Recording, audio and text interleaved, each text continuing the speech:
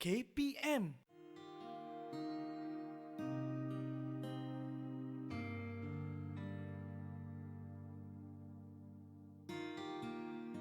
Assalamualaikum warahmatullahi wabarakatuh. Ahlan wa sahlan. Apa khabar semua sahabat-sahabat semua yang dikasihi oleh Allah. Sekarang ni kita kembali semula ke dalam musim lockdown ataupun PKP penuh, yang mana kita boleh lihat ramai daripada masyarakat kita di luar sana yang berasa tertekan dengan pelaksanaan PKP ini.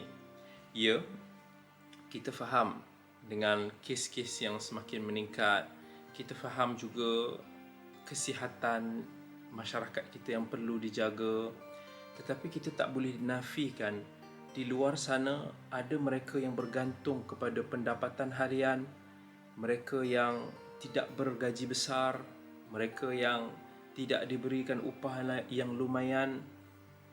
Mereka terjejas bila mana sektor-sektor ekonomi ini ditutup. Dan kita boleh lihat dalam kes-kes yang dinyatakan pada tahun lepas ketika PKP penuh yang pertama sekali dahulu, apa yang telah diberitakan kepada kita, sebenarnya berlaku banyak peningkatan kes-kes bunuh diri.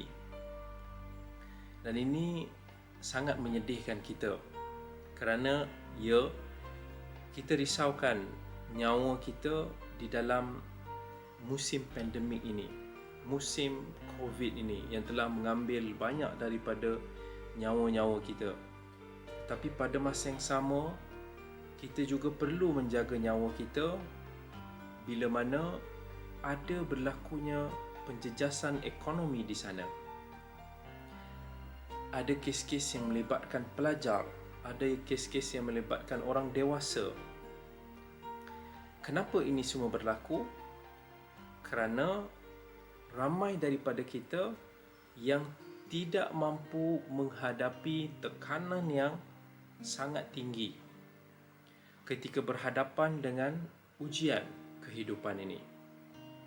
Jadi, dalam episod kali ini, kita akan berbicara tentang topik tersebut. Sahabat-sahabat semua yang dikasihi oleh Allah, Allah Subhanahu wa taala telah berfirman di dalam Al-Quran, A'udzu billahi minasyaitonir rajim. Bismillahirrahmanirrahim.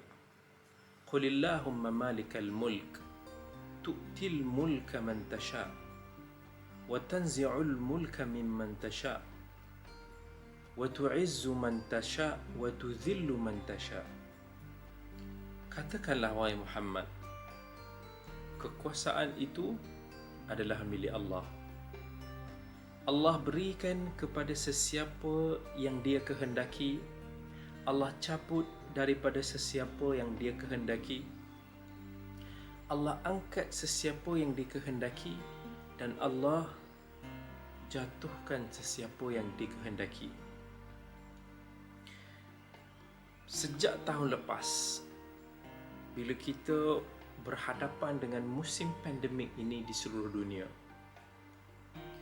kita boleh lihat bermacam-macam jenis manusia. Ada yang subhanallah, kerana musim pandemik ini, perniagaan mereka meningkat lebih pesat. Ya, itu kita dengar daripada sebahagian sahabat-sahabat kita. Ada yang Masya Allah macam dapat durian runtuh bila datang musim COVID ini. Tetapi ramai di luar sana mereka yang terjejas. Cuba kita tengok industri penerbangan tahun lepas tak bergerak. Berapa ramai pekerja-pekerja yang terpaksa diberhentikan. Kita baca kes-kes yang melibatkan perniagaan syarikat-syarikat lain yang juga terpaksa memberhentikan pekerjanya. Musim pandemik ini memang benar-benar menguji kita. Bukan hanya menguji orang yang bekerja di luar sana, tetapi juga menguji kita semua pelbagai lapisan masyarakat. Para pelajar, para pengajar, para pengajar juga diuji. Kalau mereka yang masih lagi bekerja di sektor kerajaan, daripada sudut ekonominya mungkin masih lagi selamat. Tetapi mereka mungkin menghadapi tekanan bekerja di dalam talian juga. Kerana ramai lagi yang masih tak familiar, yang tidak serasi lagi, yang melibatkan dokumentasi online, yang melibatkan pengajaran dalam talian yang rasa macam kena cakap sorang-sorang. Ada masyarakat yang tertekan kerana tidak dapat melakukan salat jemaah di masjid sekarang, yang tidak dapat nak imarahkan masjid seperti dahulu. Ada.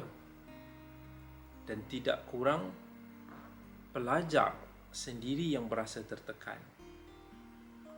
Kita boleh dengar tahun lepas kan sesi SPM ditunda sampai ke tahun ini. Para pelajar sampai kita boleh dengar sungutan mereka yang seolah-olah dah tak larat lagi dah nak fikirkan tentang SPM mereka. Ditunda hampir 6 bulan lamanya.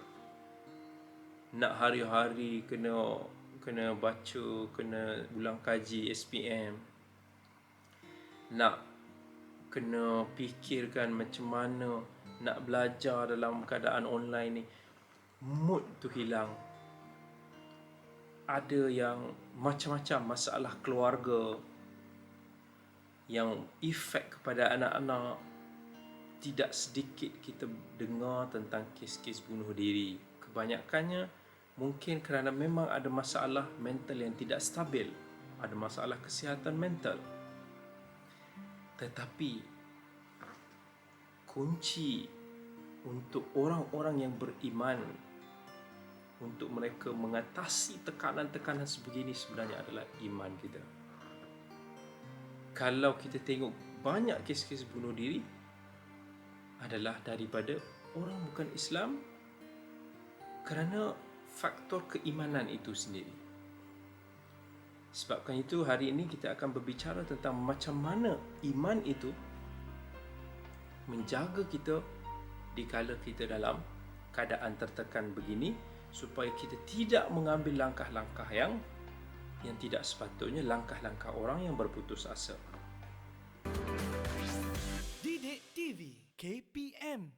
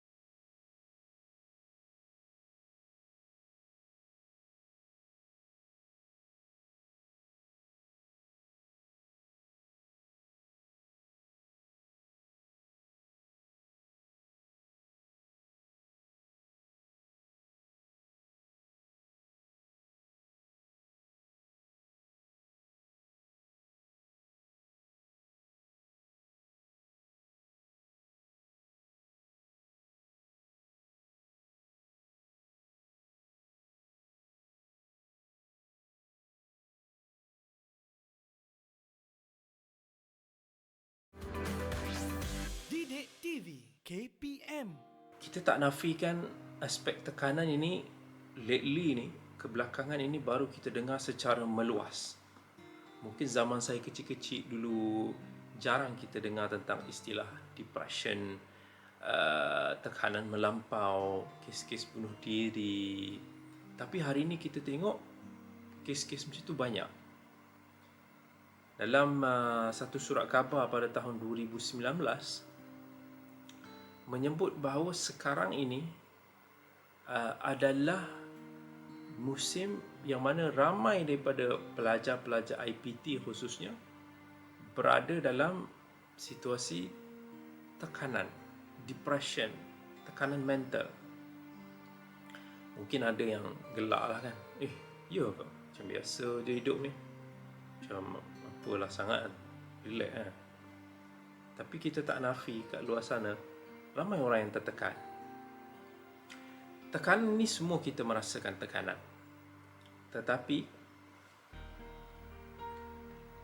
tekanan ini sejauh mana ianya kuat dan sejauh mana kita mempunyai strength ataupun tenaga dalaman untuk kita nak menghadapi tekanan ini. Itu yang akan membezakan tindakan kita. Saya bagi satu contoh. Ada kawan-kawan kita yang menghadapi masalah depression disebabkan genetik. Sebagai satu contoh, mereka ada keturunan yang menghadapi bipolar. Jadi penyakit bipolar ni dia boleh terhasil disebabkan genetik. Jadi bila orang yang ada penyakit-penyakit sebegitu, biasanya mereka ni dah ada genetik tu, dia akan lebih mudah untuk nak trigger. Saya pernah bertemu dengan mereka-mereka yang sebegini. Ada yang bila cakap kat saya, bila kita cakap ni kita tahu dah di dalam keadaan murung, baru cakap sikit menangis, baru cakap sikit menangis. Berapa kes yang saya jumpa. Ada yang sampai sudah ambil ubat, ambil tekanan, ambil ubat bipolar, ambil ubat psikotik, ambil, depend on tahap kesihatan mental yang dihadapi mereka. Kalau tahap psikotik, mereka ni akan sampai mendengar halusinasi. Dia akan dengar bisikan-bisikan untuk mengambil tindakan-tindakan yang memudaratkan. Contohnya, ada salah seorang tu bagi tahu pada saya, dia dah sampai tahap mendengar ada suara yang suruh dia pernah sekali tu diterjun dari tempat tinggi. Dia masa tu dia kata keadaan dia macam separa sedar. Dalam keadaan yang mungkin dia susah nak membezakan antara realiti dan juga halusinasi fantasi tu. Jadi, tapi Allah masih lagi nak jaga dia. Dia cuba menyedarkan diri dia, rupa-rupanya dia kata di dalam satu fasa yang dia tidak merasakan real dunia. Dia hampir saja jump over. Bisikan-bisikan halus begini kita tak boleh nafikan. Ia datang daripada syaitan. Syaitan ni kata Nabi SAW, dia masuk dan dia lalu dalam saluran darah kita. Jadi bila dia masuk dalam tubuh kita, dia boleh masuk ke bahagian mana-mana, di dalam bahagian otak, di dalam bahagian jantung kita, untuk melalui satu aturan yang Allah telah tetapkan. Maka itulah antara faktor-faktor yang menjebakkan diri kita ke dalam lembah kebinasaan. Jadi kita perlu untuk nak menguatkan dalaman kita. Ambil ubat itu pasti kena ambil. Tapi pada masa yang sama, aspek inner side kita kena kuatkan. Bila saya pernah berbicara dengan salah seorang pesakit itu, saya fokus kepada aspek-aspek yang nak kuatkan dalaman dia. How to nak kuatkan dalaman kita? Iman. Macam mana nak dapat iman itu? Melalui ilmu. Agama kita dah ajar kita. Al-Quran, hadis Nabi SAW memiliki banyak penawar dalaman. Ya, dia masih kena teruskan dengan ubat-ubatan daripada luar yang diberikan oleh hospital. Tetapi ini apa yang dalaman yang penting untuk nak menepis bisikan-bisikan tersebut, untuk nak positifkan minda kita, untuk nak berikan kekuatan hati kita supaya kita boleh lawan tekanan tersebut, kurangkan tekanan tersebut sampai ke tahap yang tidak akan memudaratkan kita. Didik TV KPM.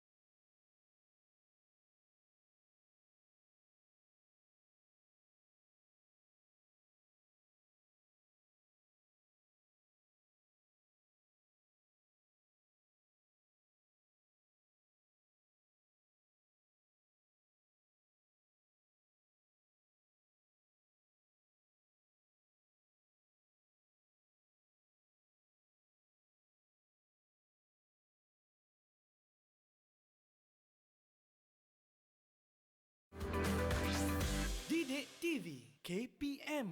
Dalam segmen yang ketiga ini, saya akan berbicara tentang bagaimana Islam memberikan kekuatan dalaman kepada kita supaya kita ada lebih pertimbangan, supaya kita ada lebih kekuatan hati kita untuk menghadapi ujian yang Allah berikan kepada kita semua. Dalam Al-Quran, Allah sebut وَلَنَبْلُوَنَّكُمْ بِشَيْءٍ مِّنَ الْخَوْفِ وَالْجُوعِ وَنَقْصٍ مِّنَ الْأَمْوَالِ وَالْأَنفُسِ وَالثَّمَرَاتِ وَبَشِّرِ الصَّابِرِينَ. Allah kata kami akan uji kamu.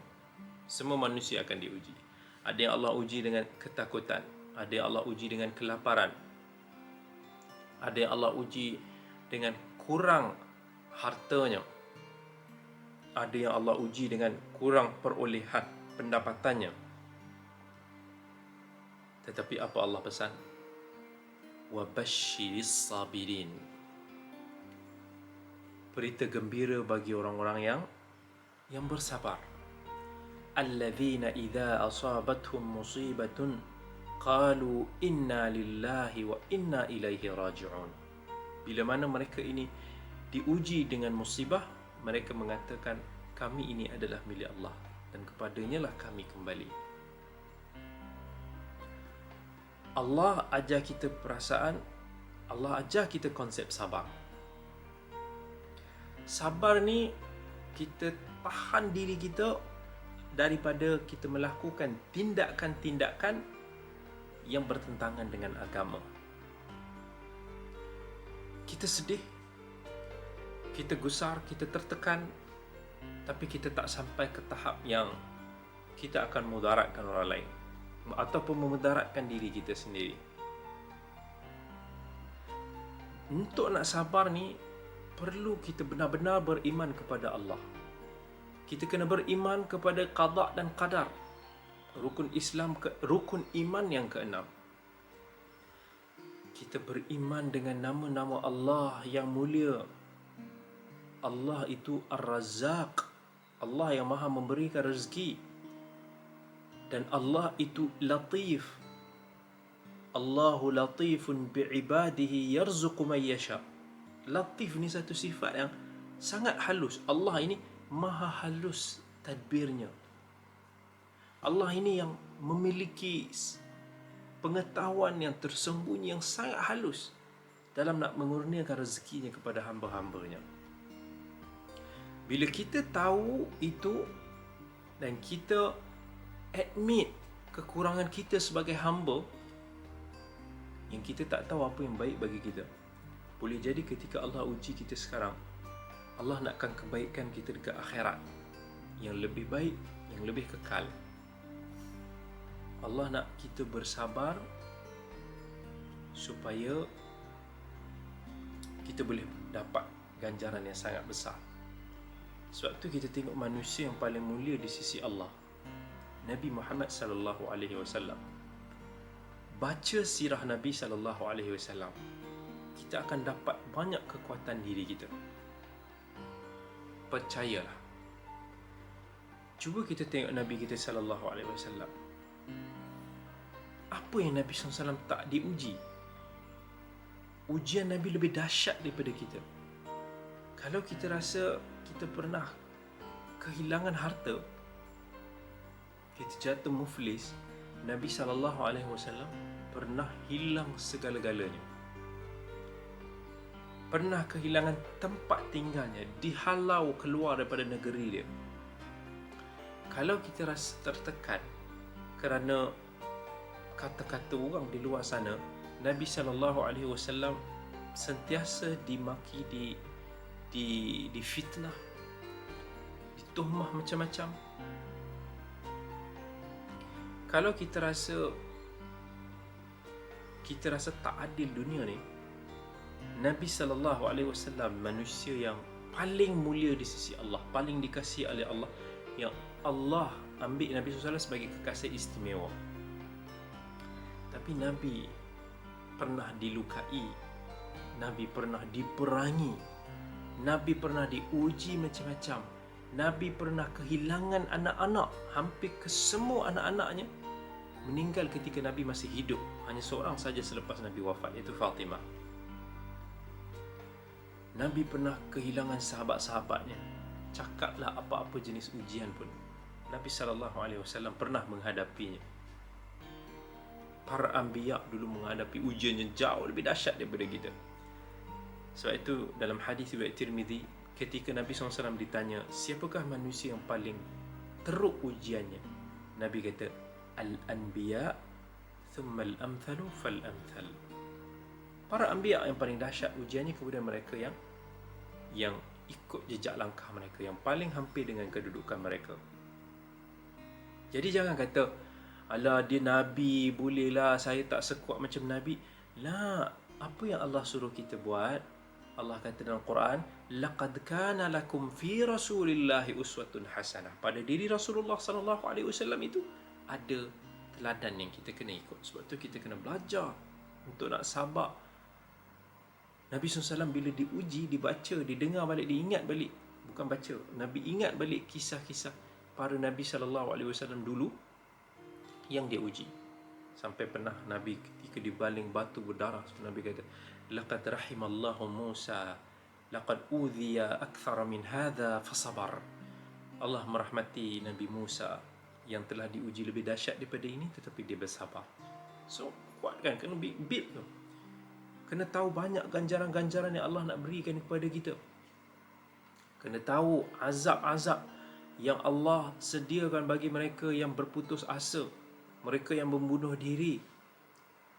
Kata Nabi SAW, orang yang bunuh dirinya, maka dia akan di neraka nanti akan ulang-ulang benda yang sama. Dia akan buat perbuatan, dia akan bunuh diri berkali-kali. Cuma di neraka tu dia tak matilah. Itu yang first. Islam kemudian ajar kita lebih tinggi daripada tu untuk redha. Redha ni dilebih kepada hati kita. Sabar ni lebih pada fizikal kita, tahan diri kita daripada buat benda-benda yang Allah haramkan. Redha ni lebih tinggi daripada itu sebab dia melibatkan hati. Tak semestinya orang yang bersabar tu redha. Dia boleh tahan diri dia, boleh tahan fizikal dia, tindakannya, tapi mungkin hati dia tidak redha dengan ketentuan Allah. Tapi orang yang lebih beriman, dia boleh redha dengan segala apa yang Allah berikan. So dia akan merasakan ketenangan diri, dia akan rasakan kecukupan diri, dia akan rasakan dia ada segala-galanya untuk dia. Dia tak ada rasa I lose everything, but I have everything. Itu yang kita nak ada. Tetapi ciri yang paling tinggi sekali adalah syukur. Syukur ini orang the highest level of iman yang boleh sentiasa, yang kata Nabi SAW, ajaban li amrin mu'min. Sangat ajaib urusan seorang beriman tu. Dia tengok semua benda baik bagi dia. Maksudnya dia selalu fikir positif dalam semua urusan hidup dia. In asabatu sarra'un syakar fakana khairan lah, wa in asabatu darra'un sabar fakana khairan lah. Kalau dia dapat benda-benda yang dilihat baik, dia bersyukur pada Allah, itu baik baginya. Dan bila dia melihat benda-benda yang tidak elok menimpa dia, dia akan kata, dia akan bersabar. Satu Nabi SAW ajar kita, apa juga urusan kita cakap Alhamdulillah. Baik ke kita rasa buruk ke, bersyukur pada Allah. Kalau kita ada sabar, apatah lagi redha, apatah lagi syukur, insya-Allah dalaman kita akan lebih kuat. Kita ada penawar kepada tekanan diri kita, insya-Allah. Dan percayalah, iman sangat-sangat membantu dalam kita mengatasi tekanan ini. Saya pernah cuba kepada kawan saya, Alhamdulillah, pesakit itu kembali semakin baik, semakin pulih, semakin ada rasa kekuatan dalaman, semakin positif. Alhamdulillah. Jadi insya-Allah saya doakan semoga semua para pendengar ini kuat dalam menghadapi ujian dan tekanan ini. InsyaAllah kita doakan Allah kurniakan kepada kita ganjaran yang besar dan syurga bagi kita semua. Jadi insyaAllah kita bertemu lagi dalam episod yang akan datang. Assalamualaikum warahmatullahi wabarakatuh.